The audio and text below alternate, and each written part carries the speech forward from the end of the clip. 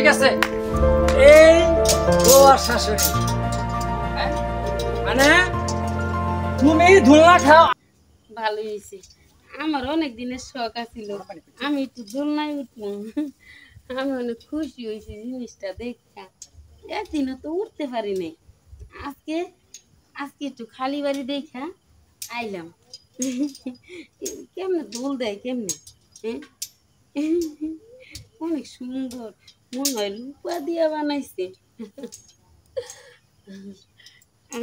কি রোদ, ভালোই তো লাগে। হ্যাঁ, একটা নাতি পুতি থাকলে মজা হইতো অনেক। হ্যাঁ, অনেক আনন্দ তো।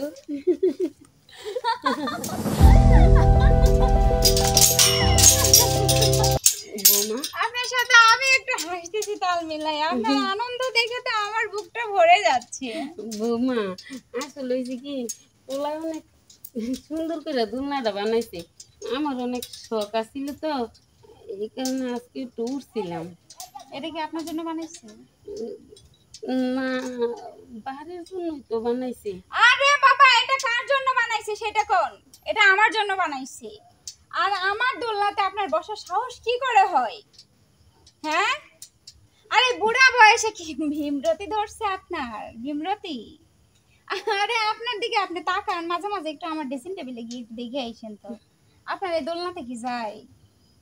না বৌমা, হ্যাঁ, একটু শখ আছিল তো, এই জন্য বইছিলাম আর কি। এত শখ হয় কেন? কেন আবার একটা কি বিয়ে করার শখ জাগতেছে? বৌমা হ্যাঁ? এইসব কি কইতেছ? এসব কেন বলবো না? আপনি এই বয়সে আমার দোলনাতে বসছেন আমার অনুমতি ছাড়া, বসে আবার হা হা হা হা শুরু করে দিছেন। এতই আনন্দ, মনে হয় নতুন নতুন প্রেম করতেছেন। বৌমা সিসি এসব বইলো না, আল্লাহ বলবো না, নারাজ কি হইবে। করবো? আল্লাহ নারাজ হবে? কেন নারাজ হবে? আপনি কি আমার মা? হ্যাঁ, যে আল্লাহ নারাজ হবে? এই, আপনারে কিন্তু আমি বাসায় রাখছি শুধু আমার জামাইয়ের কথা চিন্তা করে, এছাড়া আমি বাসায় রাখতাম না। কারণ ওর ভালোবাসা তো আমি বঞ্চিত করতে পারবো না। এখন অনেক হয়েছে, এখন তুই দোলনাতে দোল দিবি, আমি দোল খাবো। যা। ঠিক আছে বৌমা, ঠিক আছে, দোল তুমি দে। যা বলবা আমি তাই করবো। দোলনা দিতেছি। না, এতদিন তো সব ঠিকঠাকই ছিল, কিন্তু আজকে একটু উল্টাপাল্টা দেখলাম। না, তুই ভালোই কিছু করিস, সেটা অস্বীকার করার কিছু না।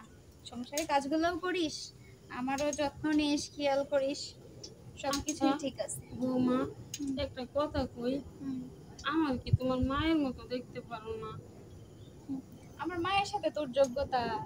আমি এই, তো শুনছি ছোটবেলায় নাকি তোমার মাটা মরে গেছে, তাই তুমি মায়ের আদর পাও নাই।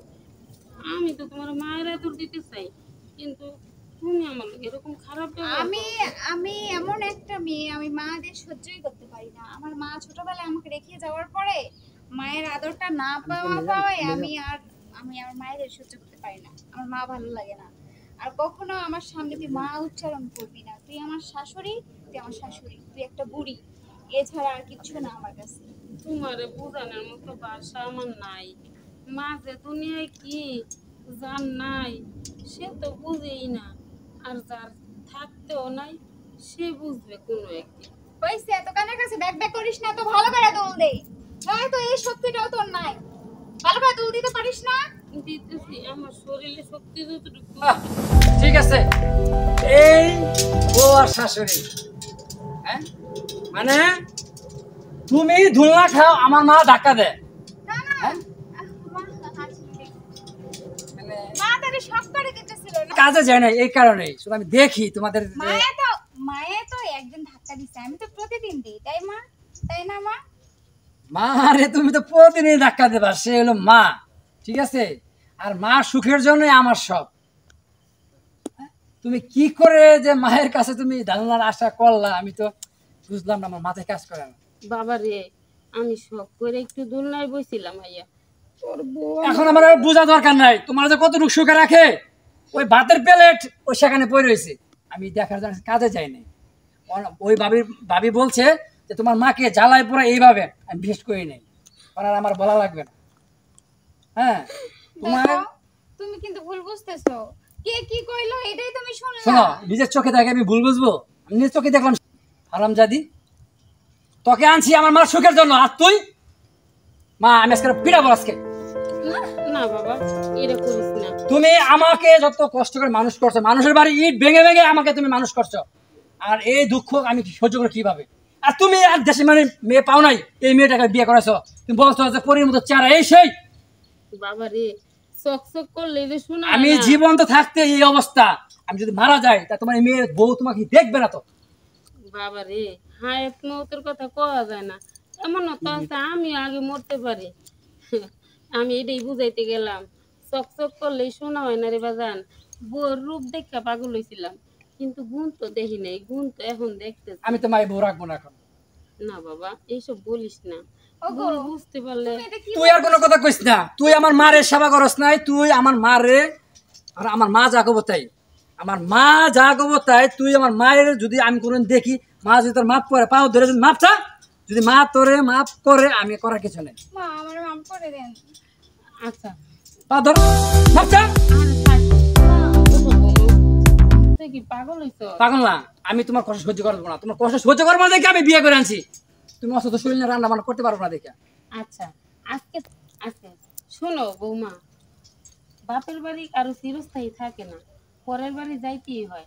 ছোটবেলা মা হারাইছো, মায়েরা তোর পাও নাই তো, এই জন্য মায়ের কদরটা বুঝো না। শোনো, তুমি টেনশন করো না, আজকে থেকে, এই মুহূর্ত থেকে, এখন থেকে ভবিষ্যতেও যেন এরকম না হয়, আমরা সুখী পরিবার। আমার কথা বোঝো, তোমার কথা আমি ক্ষমা করলাম, আর কোনো যদি আমি দেখি তুই এই, আমি কিন্তু তোর সুন্দর চেহারা রাখবো না, আমি তুই আমার মার সাথে খারাপ ব্যবহার করস, আর করবো না বললেন যে তো। ঠিক আছে?